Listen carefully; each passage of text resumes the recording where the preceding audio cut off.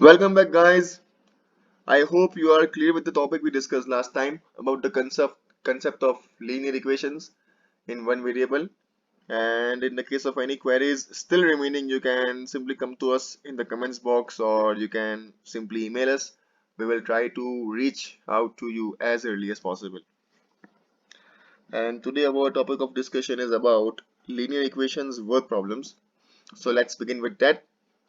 I'll be focusing on the two-digit number as my first question. Now, for those students who are still facing the query in understanding this two-digit number thing, let us take one example, dears. That let's say that we are taking the number 32 into consideration. Now, go back to the primary school and recall that when you were asked that you have to write down this number in the expanded version, how would you write it down? Pretty simple, that the number at the tens place will be written as 10 times that number.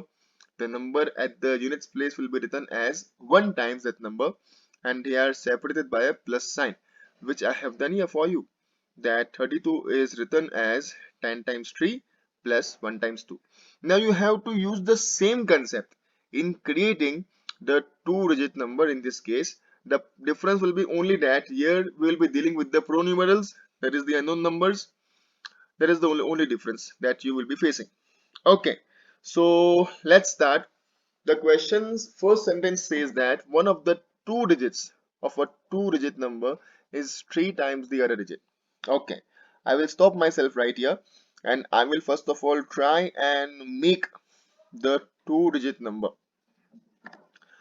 And I'll be assuming that let the units place digit of our number be x. Okay, now because they have said that one of the two digit is three times the other digit, so what will happen? That our digit at the tens place will be three times the digit at the units place. That means our units place is x, so tens place will be 3x. Okay, and if we write down this number now, it will be written as 10 times 3x plus x. If you can compare the similarities between the number here and the number 32 here, you will be able to understand that they are pretty much similar, except of the fact that here we have to deal with the pronumeral x.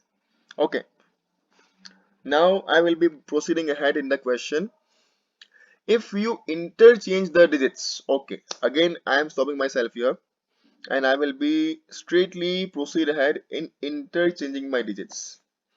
That my old number was this and I will be interchanging my digits. So what will happen?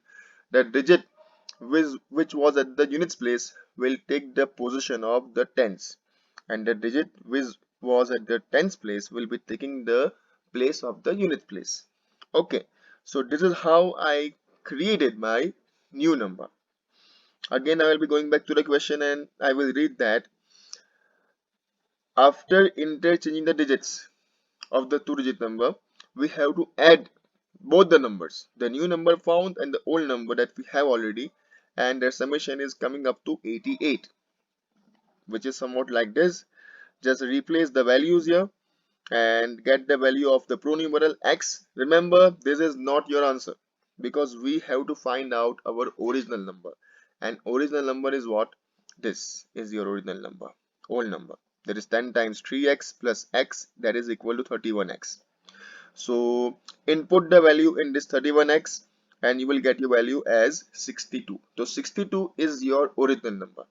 That is the solution of this question, and you can also perform the check whether the solution you obtained is correct or not by the simple thing that your original number is 62, you interchange the digits, you get 26, you add the two numbers and you are getting the sum of 88.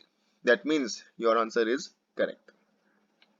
Okay, let's take one more example of similar kind. Now this time they have told us that the sum of the digits of a two-digit number is 9. Okay, again I will be stopping myself here and I will proceeding ahead in creating my number. So let us assume that the two-digit number with the digits x and y be 10x plus y. I am sure that you might be worried that now why we are dealing with the two variables because the chapter is about the one variable. But don't worry, the second variable will be eliminated as we proceed ahead in the question. They have said that the sum of the digits is 9, which means that we can write down x plus y is equal to 9. Okay, and y will be equal to 9 minus x. So now input this value of y in our number. So what will happen? Our number will now be represented as in the single variable, that is 10x plus 9 minus x. As I said, now we are once again back with the one variable. Things are simple for us. Once again, we have to interchange the digits here. So what will happen? The same thing, the units place digit will take the position of the tens place, and tens place digit will take the position of the units place. Okay. Now when we do this thing, they have said that the resulting new number is greater than the original number. Okay. And how much it is greater? It is greater by 27. Okay.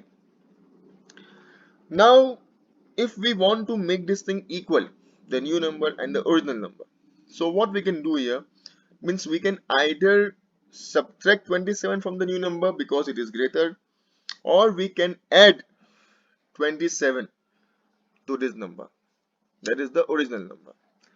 In this case we shall be subtracting 27 from the new number. So what will happen, that now our expression after subtracting 27 from the new number will be equalized with the old number. See, and once we are done with this part, the rest is just the solution and get the value of x, which is equal to 3. Again reminding you that this is not your answer because you want to find out the two digit number, which is 10x plus 9 minus x, your original number. So input this value here and you will get your answer as 36. Again perform the reality check and we can found out that the sum of the digit here 3 plus 6 is equal to 9, which is shown in the question. That means our answer is correct. Okay, let's proceed ahead with the third question. Now your third question is about a business kind of thing where a person is buying some fabric and he's selling them in the market and making profit. We have to find out that how much material he actually bought. This is the highlight of question number 3. Let's proceed ahead. Read the question. Hassan buys the two kinds of cloth material for a school uniform: shirt that cost him 50 rupees per meter and trouser that cost him 90 rupees per meter.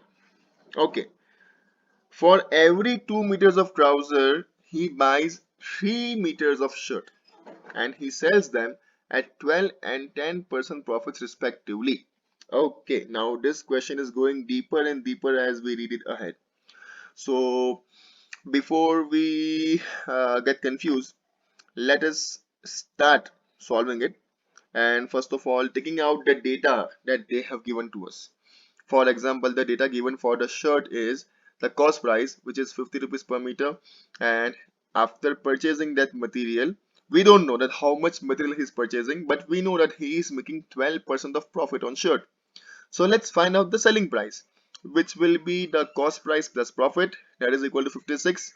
Similarly, we can get the cost price of trouser that we already have, and selling price can be calculated by adding the 10% profit, which is 99 rupees per meter. That is the selling price. Okay, yeah.